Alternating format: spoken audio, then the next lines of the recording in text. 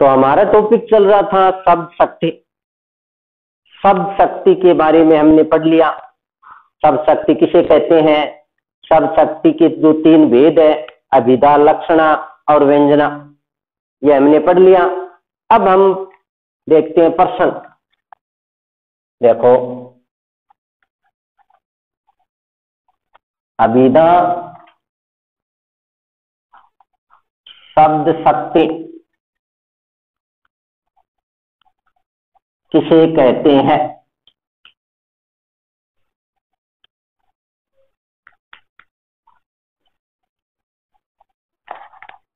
या अभिधा शब्द शक्ति को उदाहरण सहित समझाइए। ये 2020 में बोर्ड परीक्षा में आया है। हाल ही में जो बोर्ड की परीक्षा हुई है उसमें इंडियन वारिये में ये प्रश्न आया है, अभिधा शब्द शक्ति किसे कहते हैं। शब्द शक्ति पढ़ी हमने, उसमें हमने पढ़ा अभिधा शब्द शक्ति के बारे में। अभिधा शब्द शक्ति किसे कहते हैं? मुख्यार्थ का बोध कराने वाली शब्द शक्ति को अभिधा शब्द शक्ति कहते हैं।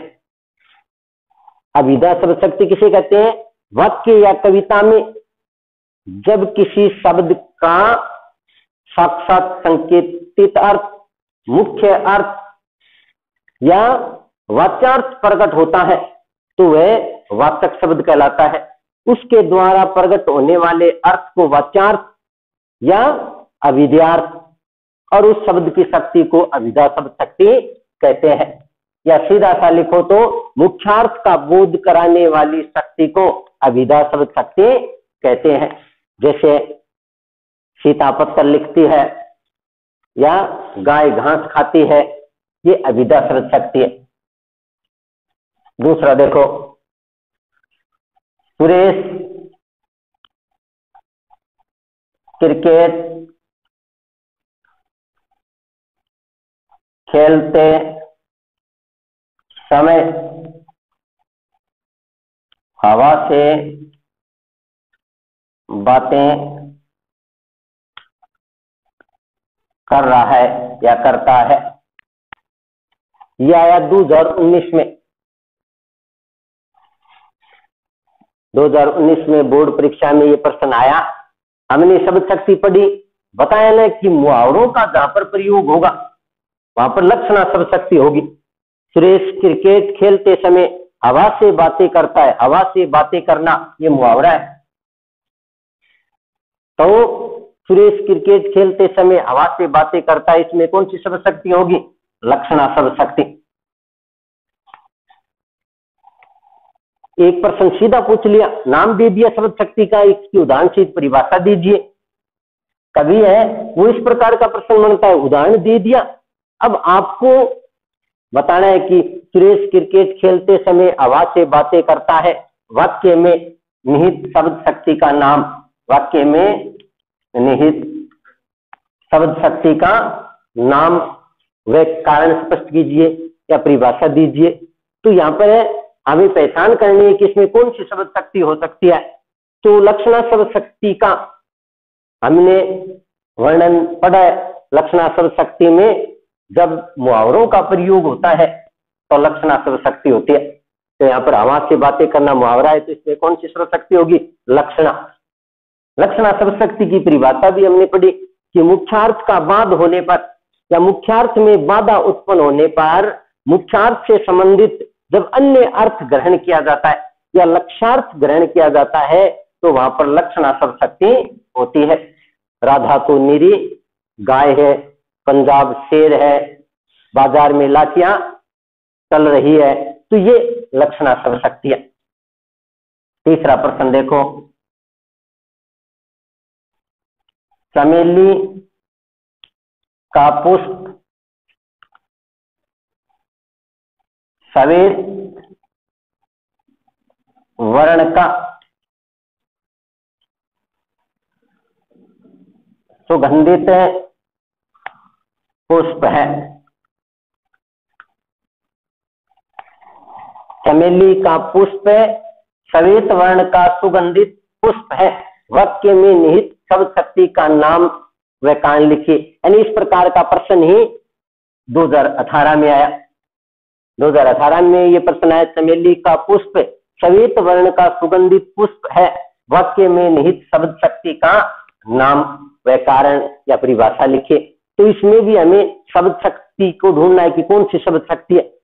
बताया ना कि वाक्य या कविता में जब किसी शब्द का मुख्य अर्थ प्रकट हो रहा है या साक्षात संकेतित लोक प्रसिद्ध अर्थ प्रकट हो रहा है, वहां अभिधा शब्द शक्ति होती है, अभिधा शब्द शक्ति। अब इस वाक्य में चमेली का पुष्प, चमेली का एक फूल है जो श्वेत वर्ण सफेद रंग का है, सुगंधित पुष्प है, जो पुष्प है वो क्या है, सुगंधित है, तो सीधा सा अर्थ प्रकट हो रहा है। तो यहाँ पर कौन सी शब्द शक्ति है, अभिधा शब्द शक्ति। तो ये प्रश्न इस प्रकार के बोर्ड में आए हुए, सीधा प्रश्न पूछ सकते हैं किसी शब्द शक्ति का नाम, या शब्द शक्तियों में अंतर भी पूछ सकते हैं। जैसे कह दिया लक्षणा व व्यंजना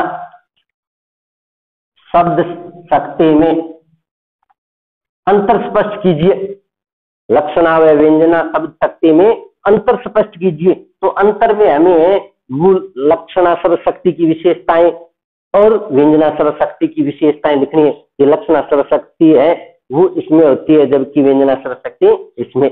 तो ये अंतर भी पूछा जा सकता है। तो परीक्षा में उदाहरण दे करके उसमें भी शब्द शक्ति का नाम और कारण पूछ सकते हैं, या किसी शब्द शक्ति का नाम दे दिया, उसकी उदाहरण सहित परिभाषा या शब्द शक्तियों में अंतर, इस प्रकार के प्रश्न पूछे जाते हैं। तो ये हमारा था शब्द शक्ति का टॉपिक जो पूरा हो गया। तो अब देखो हमारा अगला टॉपिक है पद परिचय। पद परिचय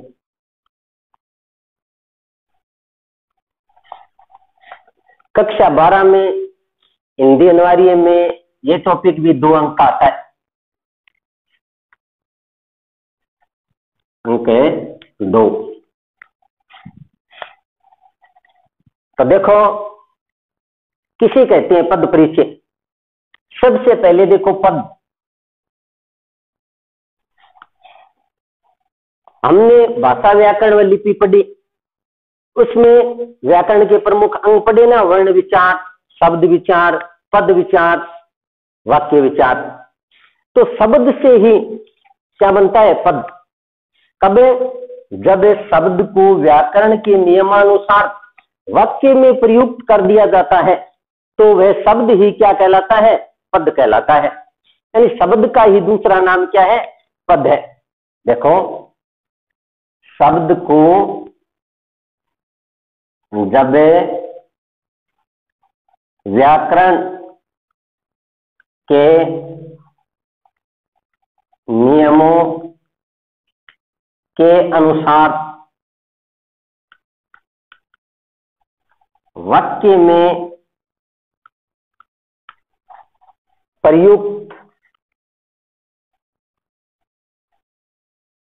किया जाता है तो वह शब्द ही पद कहलाता है। ये तो है पद, यानी शब्द का ही दूसरा नाम क्या है, पद। शब्द को जब वाक्य में प्रयुक्त किया जाता है तो वाक्य में वह शब्द किस नाम से जाना जाता है, पद के नाम से। शब्द को जब व्याकरण के नियमों के अनुसार वाक्य में प्रयुक्त किया जाता है तो वह शब्द ही पद कहलाता है। देखो जैसे राम, सीता, कमल, पुस्तक, ये शब्द है, ये क्या है, शब्द। जब इन शब्दों को वाक्य में प्रयुक्त कर दिया जाता है, जैसे राम पुस्तक पढ़ता है, अब ये क्या है, ये पद है। ये क्या है, पद है। ये वाक्य में शब्द का नाम क्या है, पद।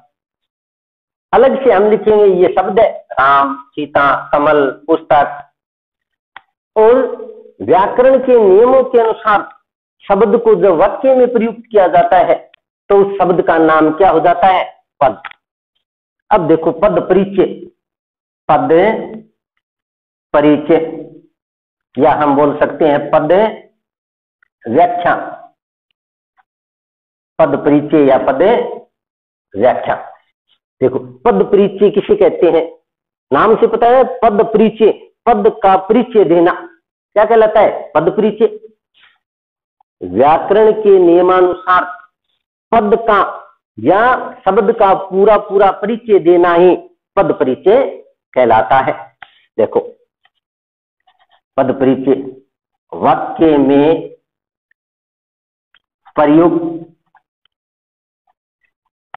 शब्द का व्याकरण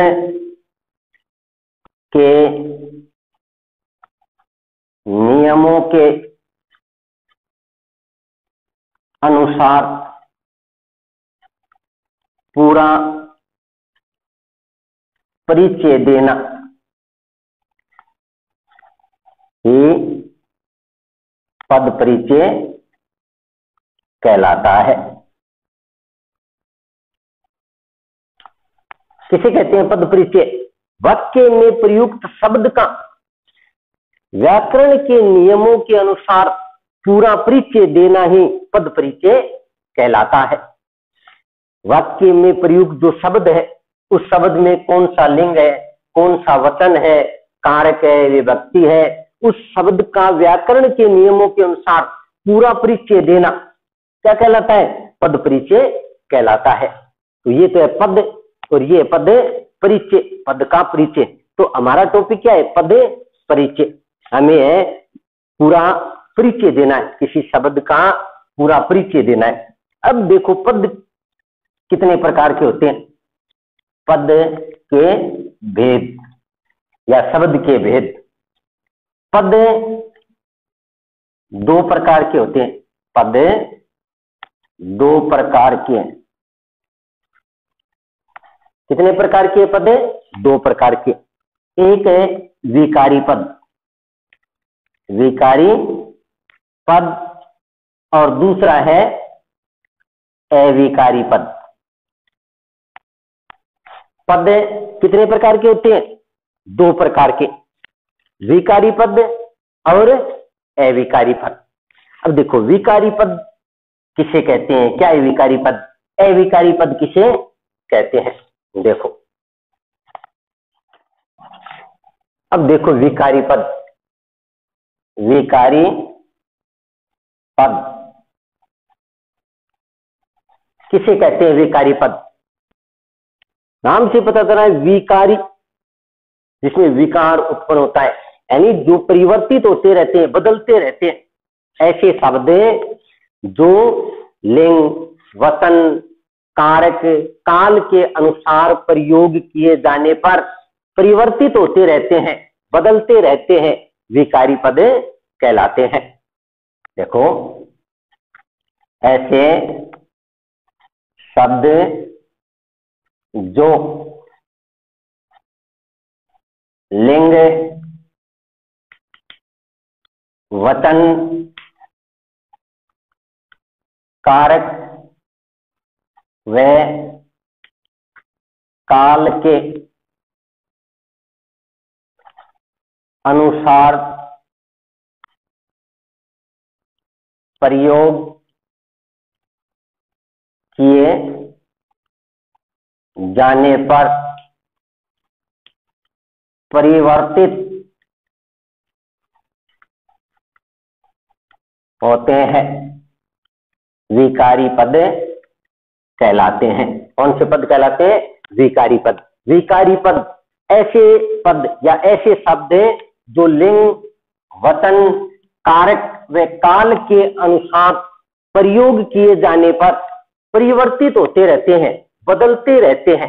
परिवर्तित का मतलब बदलते रहते हैं, विकारी पद कहलाते हैं। विकारी पद कितने प्रकार के हैं, चार प्रकार के। विकारी पद चार प्रकार के हैं। विकारी पदों के भी कितने भेद होते हैं, चार। देखो पहला है संज्ञा, दूसरा है सर्वनाम, तीसरा है विशेषण और चौथा है क्रिया। विकारी पद कितने प्रकार के होते हैं? 4 प्रकार के, संज्ञा, सर्वनाम, विशेषण, क्रिया। यानी इनमें जितने भी शब्द आते हैं वो कारक, काल, लिंग, वचन आदि के अनुसार प्रयोग किए जाने पर बदलते रहते हैं, परिवर्तित होते रहते हैं, तो क्या कहते हैं? विकारी पद। अब देखो दूसरा अविकारी पद। अविकारी पद जिस प्रकार नाम से पता है, विकारी जो बदलते रहते हैं, अविकारी जो बदलते नहीं है, अप्रभावित होते हैं। विकारी पद ऐसे शब्द जो लिंग, वचन, कारक व काल के अनुसार प्रयोग किए जाने पर बदलते नहीं है, परिवर्तित नहीं होते, विकारी अविकारी पद कहलाते हैं। तो विकारी पद की जो परिभाषा है उसमें नहीं जोड़ दो कि ऐसे शब्द जो लिंग, वचन, कारक व काल के अनुसार प्रयोग किए जाने पर परिवर्तित नहीं होते हैं, यानी अप्रभावित रहते हैं, अप्रभावित रहते हैं, जो बन गए वैसे के वैसे काम में लिए जाते हैं। इसी कारण इसका दूसरा नाम क्या है? अविकारी पद का दूसरा नाम है अव्यय। अविकारी पद का दूसरा नाम क्या है? अव्यय। तो अविकारी शब्द है वो कभी भी बदलते नहीं है, विकारी पद है वो तो बदलते रहते हैं, अविकारी पद है वो लिंग, वचन, कारक व काल से अप्रभावित रहते हैं, कभी भी बदलते नहीं है, जो बन गए वैसे के वैसे रहते हैं। अविकारी पद को अव्यय भी कहते हैं। जिस प्रकार विकारी पद 4 प्रकार के होते हैं ना, उसी प्रकार अविकारी पद भी कितने प्रकार के होते हैं? 4 प्रकार के। अविकारी पद भी 4 प्रकार के। देखो 4 प्रकार कौन कौन से हैं? एक है क्रिया विशेषण, क्रिया विशेषण अव्यय। दूसरा समुच्चय बोधक अव्यय, समुच्चय बोधक अव्यय। तीसरा संबंध बोधक अव्यय, संबंध बोधक अव्यय। और चौथा है विस्मयादि बोधक अव्यय, विस्मयादि बोधक अव्यय। तो अव्यय के ये 4 प्रकार है अविकारी पद, क्रिया विशेषण, समुच्चय बोधक, संबंध बोधक और विस्मयादि बोधक। तो पद परिचय करते समय हमें इन 4 बातों का तो इनका ज्ञान होना चाहिए, संज्ञा, सर्वनाम, विशेषण, क्रिया, और 4 प्रकार के ये अव्यय इनका ज्ञान होना चाहिए, क्रिया विशेषण, समुच्चय बोधक, संबंध बोधक और विस्मयादि बोधक। इसके अलावा लिंग, वचन, कारक का ज्ञान होना चाहिए। तो पद परिचय के लिए हमें इन सब बातों का ज्ञान होना चाहिए। तो सबसे पहले हम है वो ज्ञान करते हैं संज्ञा पद का परिचय। देखो सबसे पहला टॉपिक हम लेते हैं संज्ञा पद का परिचय। संज्ञा पद का परिचय।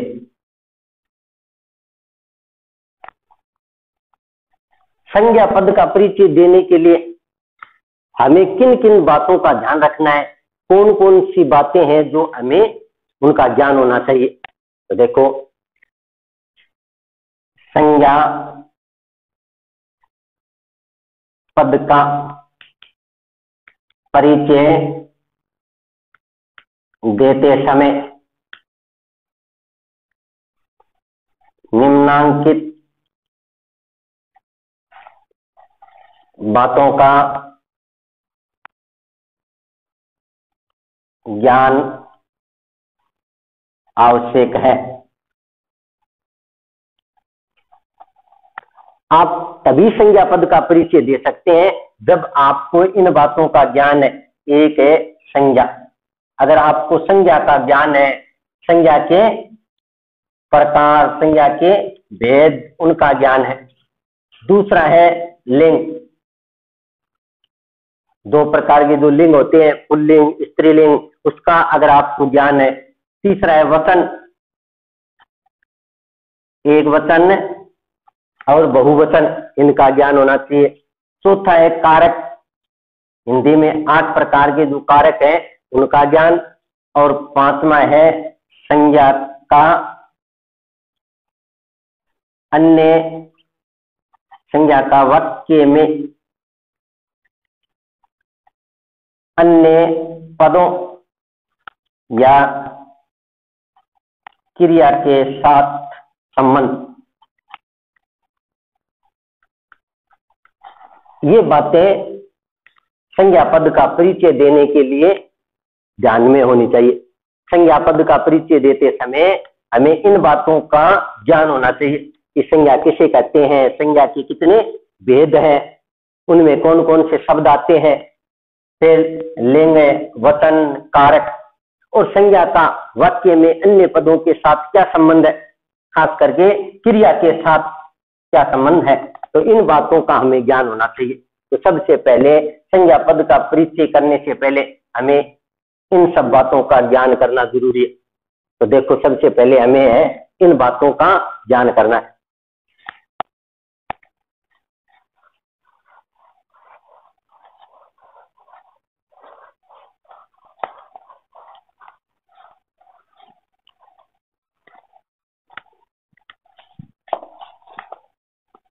तो देखो, पहला बिंदु है संज्ञा। संज्ञा किसे कहते हैं? संज्ञा का अर्थ है नाम। संज्ञा का अर्थ क्या है? संज्ञा का अर्थ है नाम, यानी किसी का नाम ही क्या कहलाता है? संज्ञा कहलाता है। देखो परिभाषा, देखो परिभाषा, किसी प्राणी, वस्तु, स्थान, गुण, भाव, दशा आदि के नाम को ही संज्ञा कहते हैं। आदि के नाम को ही संज्ञा कहते हैं। अगर किसी प्राणी का नाम आ गया, किसी वस्तु का नाम आ गया, स्थान का नाम आ गया, गुण, भाव, दशा, अवस्था आदि का नाम आ गया, उस नाम को ही क्या कहते हैं? संज्ञा। बताया ना, संज्ञा का अर्थ होता है नाम। किसी का नाम ही क्या कहलाता है? संज्ञा। जैसे ये नाम है, किसी प्राणी का नाम आ गया, जैसे व्यक्ति का नाम आ गया राम, या जैसे गाय, या किसी वस्तु का नाम आ गया जैसे पंखा, किसी स्थान का नाम आ गया जैसे जयपुर, दिल्ली, आगरा। गुण, भाव, दशा इसके नाम आ गए, जैसे क्या गया? बुढ़ापा, बचपन, मित्रता। तो ये सब क्या है? संज्ञा है। यानी किसी का नाम ही क्या कहलाता है? संज्ञा कहलाता है। चाहे वो किसी व्यक्ति का नाम हो, किसी वस्तु, स्थान, गुण, भाव, दशा, अवस्था, किसी का ही नाम हो, सब क्या कहलाते हैं? संज्ञा कहलाते हैं। तो ये तो संज्ञा की परिभाषा। अब संज्ञा के भेद, संज्ञा के भेद। देखो, संज्ञा के कितने भेद होते हैं? संज्ञा के मुख्य रूप से 3 भेद है। संज्ञा के कितने भेद है? 3 भेद है। संज्ञा के कितने भेद होते हैं? 3 भेद। एक है व्यक्तिवाचक संज्ञा, व्यक्तिवाचक संज्ञा। दूसरा है जातिवाचक संज्ञा, और तीसरा है भाववाचक संज्ञा। संज्ञा के कितने भेद होते हैं? संज्ञा के मुख्य रूप से 3 भेद है। व्यक्तिवाचक संज्ञा, जातिवाचक संज्ञा, भाववाचक संज्ञा। कुछ विद्वान संज्ञा के ये अन्य भेद भी मानते हैं। एक है द्रव्यवाचक संज्ञा, द्रव्यवाचक संज्ञा, और दूसरा समूहवाचक संज्ञा।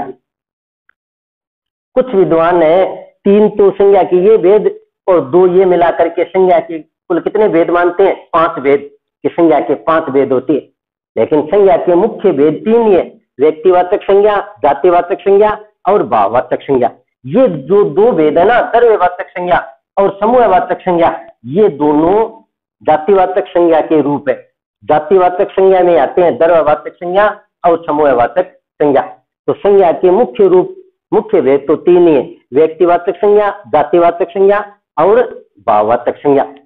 तो हमें इनके बारे में देखो विस्तारित रूप से। व्यक्तिवाचक संज्ञा किसे कहते हैं, जातिवाचक संज्ञा किसे कहते हैं, भाववाचक संज्ञा किसे कहते हैं, इनमें कौन कौन से शब्द आते हैं। तो देखो पहले व्यक्तिवाचक संज्ञा। तो अब देखो व्यक्तिवाचक संज्ञा, व्यक्तिवाचक संज्ञा किसे कहते हैं? व्यक्तिवाचक संज्ञा देखो,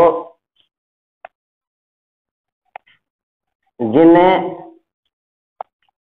संज्ञा शब्दों से, जिन संज्ञा शब्दों से किसी व्यक्ति, वस्तु या स्थान विशेष का बोध होता है, उसे व्यक्तिवाचक संज्ञा कहते हैं। व्यक्तिवाचक संज्ञा किसे कहते हैं? जिन संज्ञा शब्दों से किसी एक ही व्यक्ति का, किसी व्यक्ति विशेष का या वस्तु विशेष या स्थान विशेष का बोध होता है, उसे व्यक्तिवाचक संज्ञा कहते हैं। यानी व्यक्तिवाचक संज्ञा में किसी एक का ही बोध होगा, चाहे वो व्यक्ति हो, चाहे वस्तु, चाहे स्थान। देखो जैसे व्यक्तियों के नाम है, व्यक्तियों के नाम जिसमें एक का बोध करवाया गया, वो व्यक्तिवाचक संज्ञा है। जैसे एक दिया ना, राम, सीता, मोहन, सोहन, राधा, यानी किसी भी व्यक्ति का नाम है वो व्यक्तिवाचक संज्ञा होगा। किसी भी व्यक्ति का अगर नाम है, वो नाम क्या कहलाएगा? व्यक्तिवाचक संज्ञा होगा। व्यक्तिवाचक संज्ञा में किसी व्यक्ति का नाम या नगरों का नाम, यानी स्थान विशेष, तो नगरों एवं गांवों के नाम भी व्यक्तिवाचक संज्ञा के अंतर्गत आते हैं। नगरों के नाम जैसे जयपुर, दिल्ली, चंडीगढ़, कलकत्ता, आगरा, या इस प्रकार नाम आए। किसी गांव का नाम आ गया, जैसे सूरसर, दुलचासर, गोपालसर, तो ये गांव के नाम भी व्यक्तिवाचक संज्ञा में, नगरों के नाम हो चाहे गांव के नाम, किसी स्थान का नाम, जैसे अगर इसमें ये आ जाता कि ताजमहल, तो भी व्यक्तिवाचक संज्ञा है। अगर किसी पर्वतों के नाम हो तो भी व्यक्तिवाचक संज्ञा होगी। पर्वतों के नाम जैसे आ गया अरावली पर्वत है, हिमालय पर्वत है, तो पर्वतों के नाम भी किसमें आएंगे? व्यक्तिवाचक संज्ञा में। देशों के नाम, देशों के नाम जैसे भारत है, चीन है, अमेरिका है, पाकिस्तान है, इन देशों के नाम व्यक्तिवाचक संज्ञा में आएंगे। भारत, चीन, अमेरिका, पाकिस्तान, जापान, ब्रिटेन, तो देशों के नाम किसमें आएंगे? व्यक्तिवाचक संज्ञा में। अगर दिन या महीनों के नाम है तो भी किसमें आएंगे? व्यक्तिवाचक संज्ञा में। अगर ये कह दिया ना सोमवार, मंगलवार, तो व्यक्तिवाचक संज्ञा है। अगर ये कह दिया जनवरी, फरवरी, या ये कह दिया चैत्र, वैशाख, ज्येष्ठ, ये सब किसमें आएंगे? व्यक्तिवाचक संज्ञा में। यानी दिन या महीनों के नाम है वो व्यक्तिवाचक संज्ञा में आएंगे। इसी प्रकार अगर ये आ गए ना, समुद्र के नाम है, जैसे ये कह दिया अरब सागर है, हिंद महासागर है, प्रशांत महासागर है। ये किस में आएंगे? व्यक्तिवाचक संज्ञा में। व्यक्तियों के नाम, किसी भी व्यक्ति का नाम होगा वो व्यक्तिवाचक संज्ञा में आएगा। अगर नगरों के नाम है या गांवों के नाम है वो व्यक्तिवाचक संज्ञा होगा। पर्वतों के नाम व्यक्तिवाचक संज्ञा होंगे, देशों के नाम व्यक्तिवाचक संज्ञा होंगे, दिन या महीनों के नाम व्यक्तिवाचक संज्ञा होगा, समुद्रों के नाम व्यक्तिवाचक संज्ञा होगा। इसके अलावा और देखो, अब देखो नदियों के नाम, नदियों के नाम, नदियों के नाम भी व्यक्तिवाचक संज्ञा है। जैसे किसी नदी का नाम आ गया गंगा, यमुना, कावेरी, कृष्णा, यानी नदियों के नाम किसमें आएंगे? व्यक्तिवाचक संज्ञा में। गंगा, यमुना, ब्रह्मपुत्र, कावेरी, कृष्णा, लोणी, चंबल, तो नदियों के नाम व्यक्तिवाचक संज्ञा में आएंगे। त्योहारों के नाम,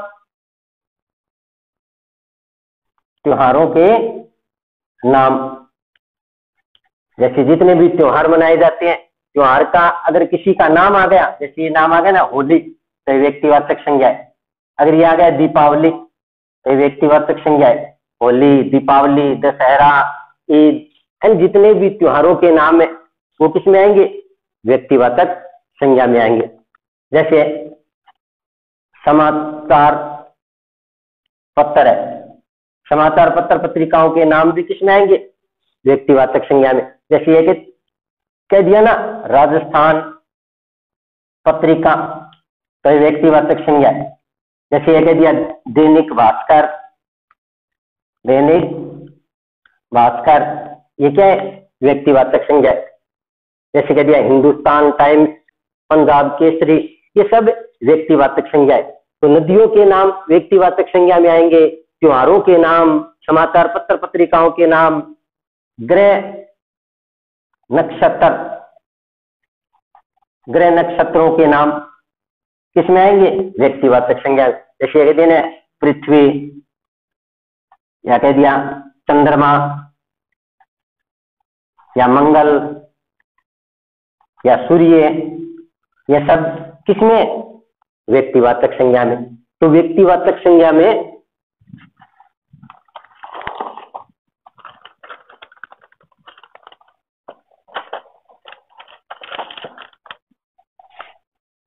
और पुस्तकों के नाम, पुस्तकों के नाम, जैसे रामायण, महाभारत,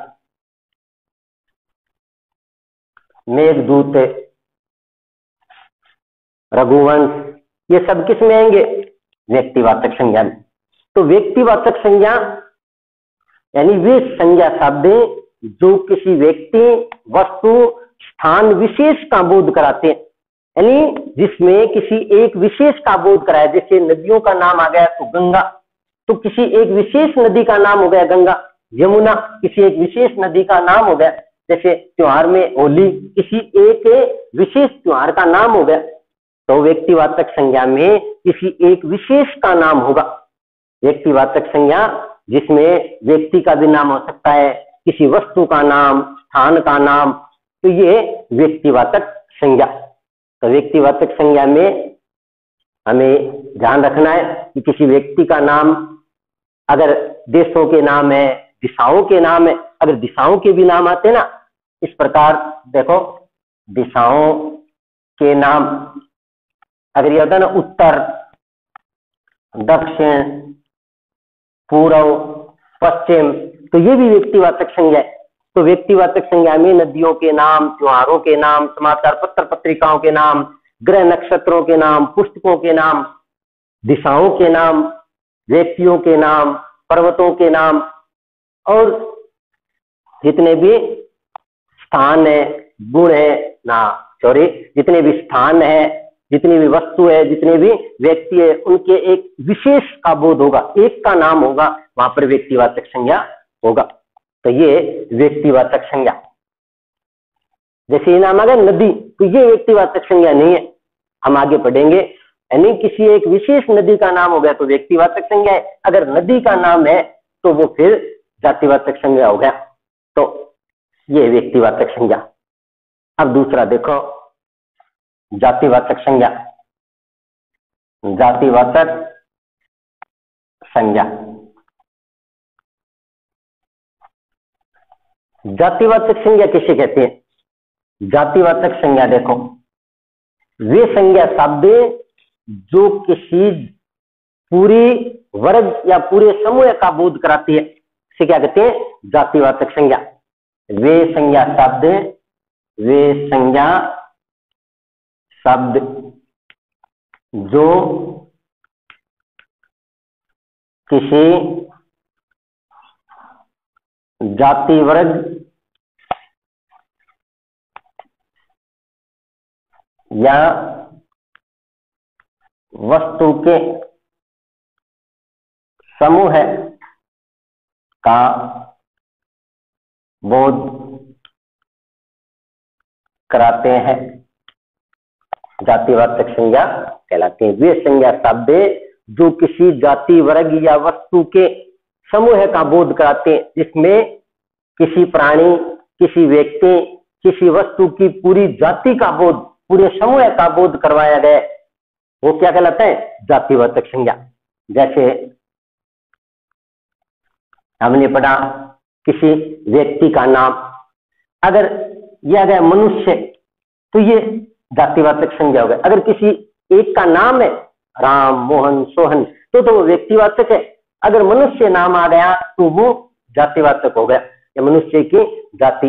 जैसे क्या गया गाय, तो ये जातिवाचक संज्ञा है। हमने पढ़ा पर्वतों के नाम क्या होते हैं? व्यक्तिवाचक संज्ञा। जैसे अरावली है, विंध्याचल, हिमालय, लेकिन पर्वत ये नाम दे दिया तो ये क्या है? ये जातिवाचक संज्ञा है। नदी, समुद्र, या ये नाम दे दिया, जैसे वन या नगर, विद्यालय, घर, पुस्तक, ये सब क्या है? ये जातिवाचक संज्ञा है। यानी वे संज्ञा शब्द जो किसी व्यक्ति, किसी प्राणी या वस्तु के पूरे जाति वर्ग का बोध कराते हैं, किसी जाति वर्ग का या वस्तु के समूह का बोध कराते हैं, उसे क्या कहते हैं? जातिवाचक संज्ञा।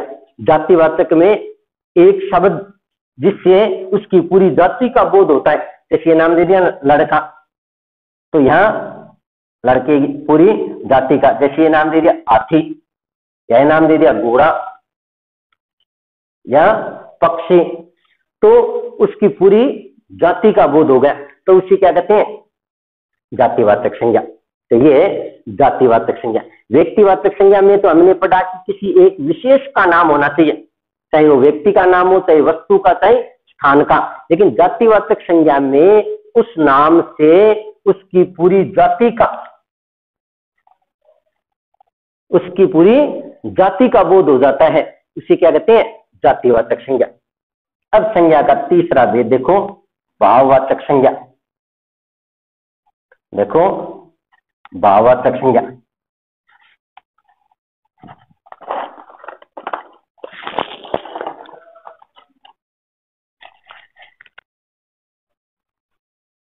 देखो वे संज्ञा शब्द, वे संज्ञा शब्द जिनसे किसी व्यक्ति या वस्तु के, वे संज्ञा शब्द जिनसे किसी व्यक्ति या वस्तु के लिए, देखो यार के करो, किसी व्यक्ति या वस्तु के गुण, भाव, दशा, अवस्था का बोध हो, उसे भाववाचक संज्ञा कहते हैं। यानी वे संज्ञा शब्द जिनसे किसी व्यक्ति या वस्तु के गुण, भाव, दशा, अवस्था आदि का बोध हो, उसे क्या कहते हैं? भाववाचक संज्ञा कहते हैं। जैसे या गया नाम बुढ़ापा, जैसे आ गया गरीबी, मित्रता, शत्रुता, बचपन। तो ये क्या है? भाववाचक संज्ञा। ये किसी व्यक्ति या वस्तु की क्या है? गुण है, भाव, दशा, अवस्था। जैसे ये नाम आ गए ना, जैसे मिलावट, सजावट, बनावट, घबराहट, ये भी क्या है? भाववाचक संज्ञा। तो वे संज्ञा शब्द है जिनसे किसी व्यक्ति या वस्तु के गुण, भाव, दशा, अवस्था आदि का बोध होता है, इसे क्या कहते हैं? भाववाचक संज्ञा। तो ये तो थे संज्ञा के प्रमुख तीन भेद: व्यक्तिवाचक संज्ञा, जातिवाचक संज्ञा और भाववाचक संज्ञा। तो आज के लिए तो हमारा इतना ही है, और आगे का कल करेंगे।